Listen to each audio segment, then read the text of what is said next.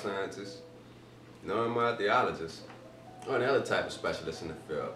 Yeah, just an ordinary individual. And just like any other ordinary individual cast into this multiplicitous reality, just trying to ascertain and understand it. Now I feel that by nature, accordingly, diversity within and without the environment of an organism is a key component in the developing transformation of that organism or any group of organisms, such as that of a species of fauna in a sub-Saharan region of a designated third world country, or in a society of high-class individuals in any of these so-esteemed first world countries. And in a society cultured to fame for the ready-made notions of the reality and the state of the human condition, I feel that it would be beneficial, having been proven throughout the history of the developing civil societies, to introduce diversity into the discussion, in order that he who knows not is able to conjoin in discourse with he who knows, so as to establish a greater understanding in the minds of both men. I feel that it is by that underlying concept of diversity that any group of enlightened individuals benefits from the introduction of those individuals who, by any other standards, will be considered inept by society.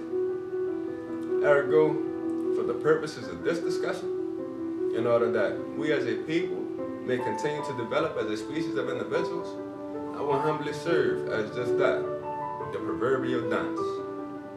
Now, understanding that questions such as, what is man?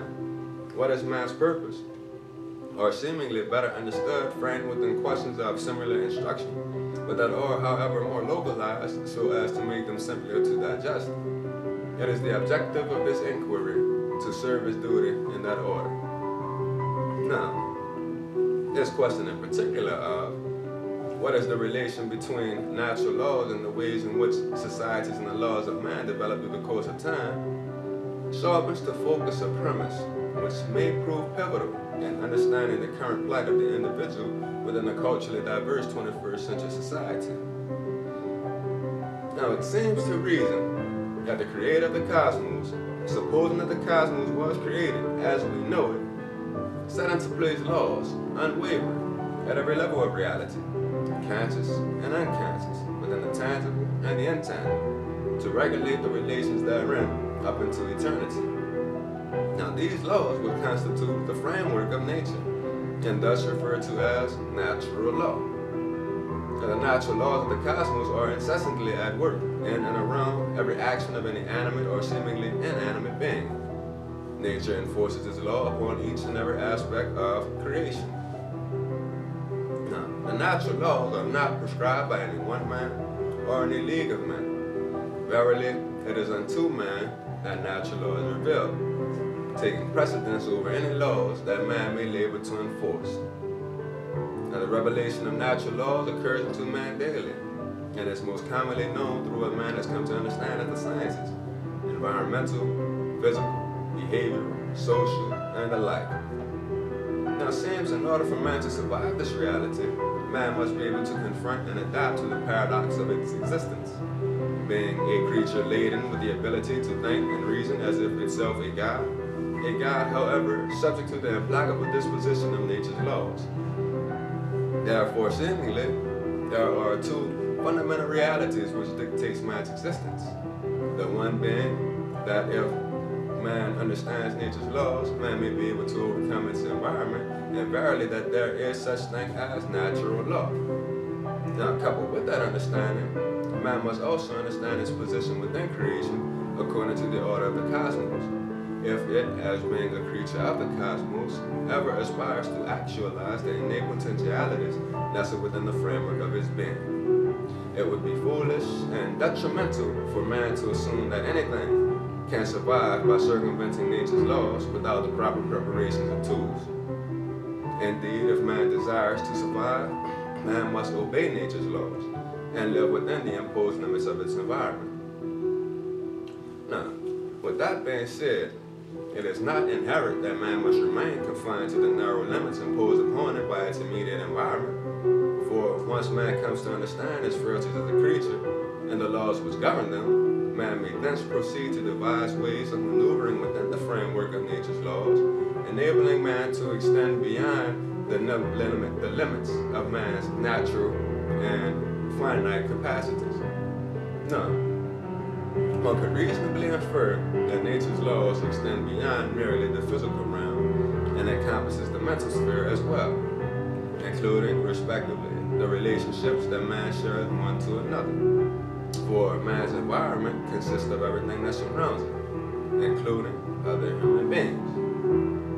Now, seems most every child is told very early in life that they can be whatever they want to be when they grow up, that their achievements are only limited to their imagination. However, what those parents and authority figures fail to explain to the child is that, in fact, their achievements are actually limited by the very real laws of nature, which dictates the extent to which any organism can advance or grow within the confines of the cosmos.